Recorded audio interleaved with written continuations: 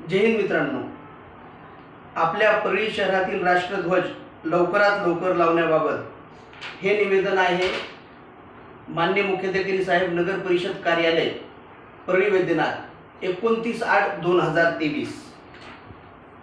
त्यानंतरचे निवेदन मित्रांनो, आपल्या परळी शहरातील डोंगरावरील राष्ट्रध्वज लवकरात लवकर लावण्याबाबत 23/1/2024 हे निवेदन आहे। त्यानंतर मित्रांनो 30/8/2023 रोजी परळी शहरातील 150 फूट उंचीचा तिरंगा दररोज फडकत का नाही, अशा प्रकारची वार्ता आपण सर्व वार्ताहरांना दिली होती। ती बातमी आहे मित्रांनो या तारखेची।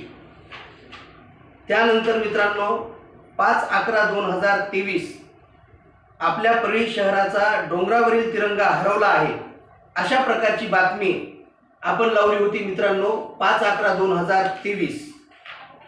त्यानंतर मित्रांनो 26 जानेवारी 2023 रोजी अशा प्रकारचे माझा तिरंगा माझी जबाबदारी अशा प्रकारची पत्रके आपण शहरामध्ये किमान 1000 नागरिकांना वाटली होती, की जेणेकरून त्यांनी माझा तिरंगा माझी जबाबदारी ओळखावी।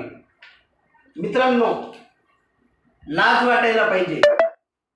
या बीड जिल्ह्याचे कलेक्टर, डेप्युटी कलेक्टर, तहसीलदार, परळी शहराचे, परळी नगर परिषदेचे मुख्याधिकारी आणि सर्वात महत्त्वाचं मित्रांनो, लाज वाटायला पाहिजे धनंजय मुंडे पालकमंत्री तथा कृषी मंत्री, पंकजा मुंडे ज्या देशाचं राजकारण करतात, खासदारकीला संसदेमध्ये जातात, लाज वाटायला पाहिजे अशा प्रत्येक राजकारण्याला की ज्यानं ह्या माझ्या राष्ट्रध्वजाचा फक्त धंदा बनवलेला आहे।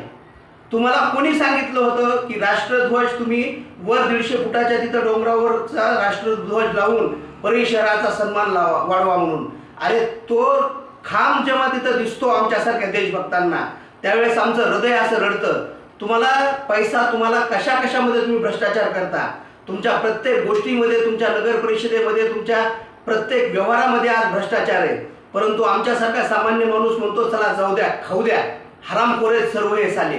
पण माझ्या राष्ट्रध्वजाचा तुम्ही धंदा का करतायत आणि त्याचा येणारा निधी का लाटतायत, याचा उत्तर तुम्हाला द्यावंच लागेल। अशी जर मला 4-4 निवेदनं, 4-4 पत्रकं, 4-4 बातम्या द्यावी लागत असतील तर थू आहे तुमच्या जिंदगीवर की तुम्ही राष्ट्रध्वजाचा सुद्धा सन्मान करत नाहीत आणि माझ्या त्या तिरंग्याचा अवमान करून त्याच्यावर येणारा निधी फक्त लाटण्याचं काम करतायत। जनाची नाही, कमीत कमी मनाची लाज राखा। आणि इतर पक्षातील माझ्या परळी शहरातील शिवसेना ठाकरे गट असो, शिवसेना शिंदे गट असो, राष्ट्रवादी शरद पवार गट असो, राष्ट्रवादी गट असो, अशा अनेक पक्षाच्या कार्यकर्त्यांना त्यांना सुद्धा मी आज ठामपणे सांगतो की तुम्ही फक्त तुमच्या नेत्यांचे वाढदिवस, तुमच्या नेत्यांच्या जयंत्या फक्त याच्यासाठीच तुम्ही फक्त पक्षाचं काम करता। तुम्हाला देशाच्या राष्ट्रध्वजाविषयी, शहराच्या समस्येविषयी, शहराच्या नागरिकांच्या समस्येविषयी, परळी मतदारसंघाविषयी तुमच्या मनामध्ये काही असता नाही। फक्त आपल्याला कसं राजकारणामध्ये जाऊन आपलं पोट भरता येईल, फक्त यासाठीच तुम्ही राजकारणाची पायरी धरलेली आहे। पण मित्रांनो, तुम्ही जरी ते करत असताल तरी माझं त्याच्याशी घेणं देणं नाही, कारण तुम्ही स्वार्थी म्हणून जन्माला आलात। हाच देवाचा तुमच्यासाठी फार मोठा श्राप आहे की तुम्ही स्वार्थात राहा, स्वार्थात जगा आणि स्वार्थातच मरा। पण मित्रांनो, कमीत कमी लाज ठेवा की कमीत कमी या तिरंग्याच्या नावावर जे तुम्ही आज राजकारण करता, त्या तिरंग्याची लाज राखण्याची तरी तुम्ही लाज ठेवा। आज असा एवढा जहाल व्हिडिओ करण्याची एका राष्ट्रभक्ताला वेळ का येत आहे? का हा मुद्दा प्रत्येकाने उचलू नये? कमीत कमी राष्ट्रध्वजाचा सन्मान जिथं नाही तिथं आपल्यासारख्यांना जगण्याचा अधिकार नाही, असं समजून तुम्ही राष्ट्रध्वजाची जबाबदारी स्वीकारा। आणि सर्व राजकारणी नेते सर्व तुम्ही एक जाण ठेवा की आपण कोणाच्या जीवावर जगत आहोत।